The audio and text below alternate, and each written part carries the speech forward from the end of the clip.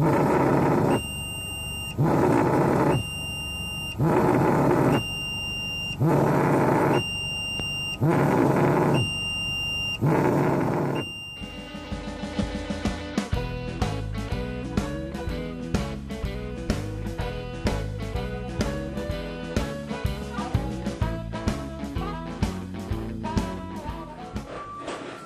afternoon, YouTube.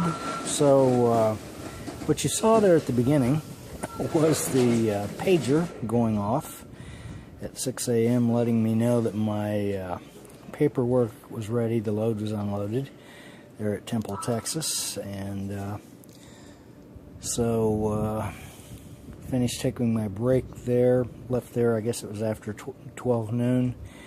And so in the meantime they sent another load that picked up down here at, I don't know if I'm going to pronounce it right, Bourne, B-O-U-R-N-E, Bourne, Texas.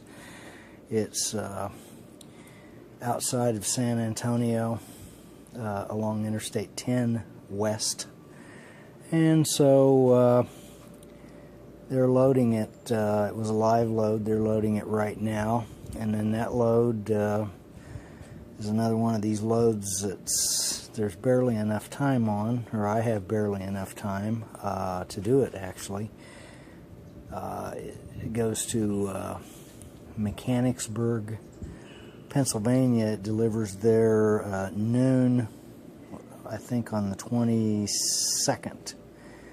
Today's the 19th, so 19, 20, 21, 22. So I do have enough time, but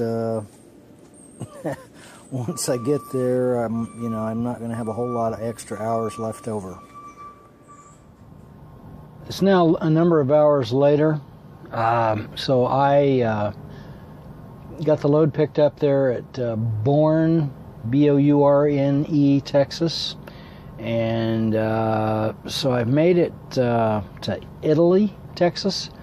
Italy is sort of along Interstate 35 East, sort of south and west of Dallas, the Dallas area. And I could have driven roughly another hour and maybe made it to the, I could have made it to like Wilmer, Texas, to the company terminal, but I'm kind of running short on hours as it is, so it really doesn't matter, because if I don't use that hour, it was like an hour and however many minutes, if I don't use that today, then I'll use it tomorrow, because tomorrow I only have like I gain roughly 7.5 hours at midnight. So that hour will add to tomorrow, so I'll have 8.5 instead. So, but it's going to be that way for the next couple of days, and so I'll be able to mostly. I'm on my way to Mechanicsburg, Pennsylvania, so I'll be able to mostly make it before I run out of time. I'll be within 2 hours of getting there. Let's see, today was today Monday? I think today was Monday, maybe. So Tuesday, Wednesday, so I've got to be there Thursday at noon. So I should be able to drive, I'll position myself so that I'm within a couple of hours of of getting to Mechanicsburg. So that's kind of shaving it a little bit short, but, I'd rather, just go on up there if I could, but can't really do it if I don't have the time. So, but it'll work. I can make it work. Once I get there, I'll still have probably about 3 hours left for the day. So, but been kind of going all over the place. So anyway, I talked to my parents, and they still sound, I don't know, it's kind of troubling. They sound pretty dazed.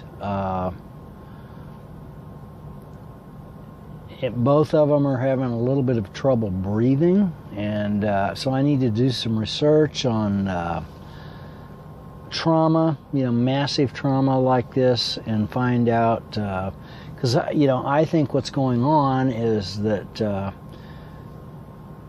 you get massive trauma like that to your entire body, or especially to your torso, and it probably, you're going to have a lot of swelling, and that would make it difficult to breathe. Because if your internal organs, everything swells up from within, then that's going to make it more difficult to breathe. So.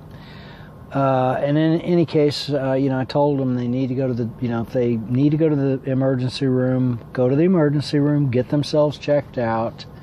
Because it's one thing, after the accident to be all checked out, but even those people at that initial emergency room told them, you need to follow up with this in a couple of days, follow up and have yourself checked out again. Because I don't know if you've ever had the experience of falling or injuring yourself. Typically, probably the most severe thing we do to ourselves, unless we're in an accident like this, is to fall. And immediately afterwards, you may be just a little bit sore or whatever, but then maybe in the next day or two, that's when you really kind of notice what kind of damage it really did, and so I think the swelling is something that kind of happens after the fact. And so that's a little bit troubling. I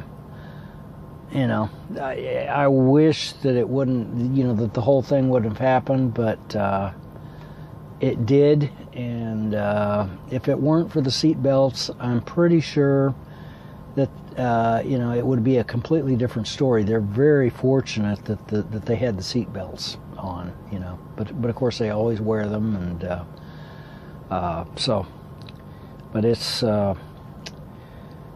that's really a kind of a troubling thing, and there's nothing. Once something like that happens, you just have to deal with it. That's about all there is to it. So, anyhow, from Italy, Texas, I'll catch you later.